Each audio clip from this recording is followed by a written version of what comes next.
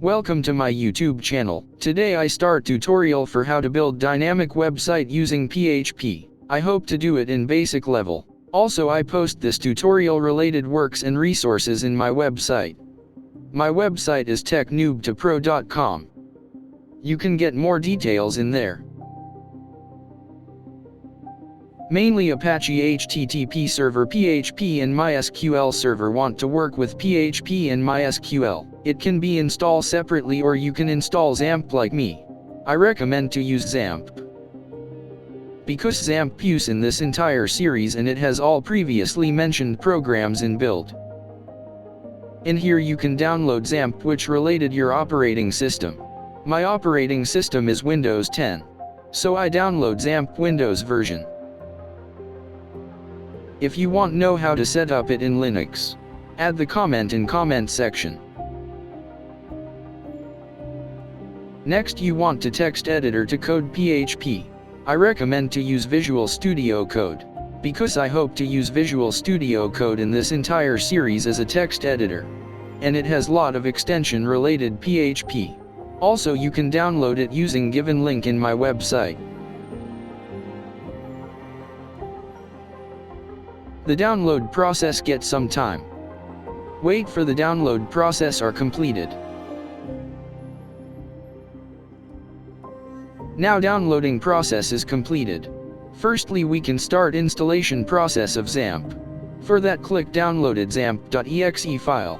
Click yes in pop-up window to give administrator permission for XAMPP setup process. Then follow the video for next several steps. In here you can change installation directory. I keep it in default directory.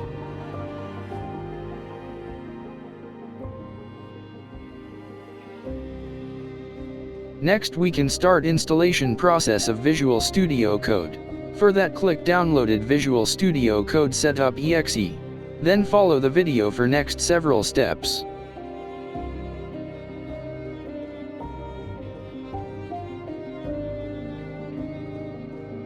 Wait for installation process completed.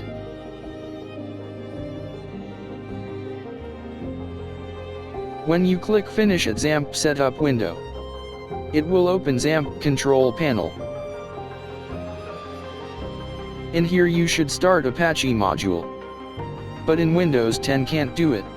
Because Windows 10 one of default service run on port 8080. You must stop that service or change Apache module port.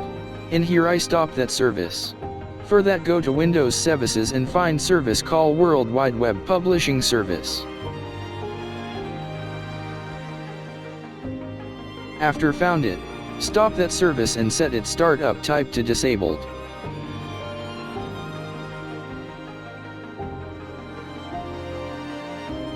Then start Apache and MySQL module. Next open Visual Studio Code. Then press Ctrl and comma at same time for open Visual Studio Code setting page. In search field type PHP. Next untick PHP suggest basic. Because we add advanced PHP suggest system using extension in later. Then change PHP validate run on save to on type. Next open setting.json. In here you should add PHP executable path. For that go to your XAMPP installed location and go at PHP subdirectory. Then copy that subdirectory path and paste it in setting.json. Then add php.exe to end of that path. After adding it, save setting.json. Next you should install given extension to Visual Studio Code. For that follow the video.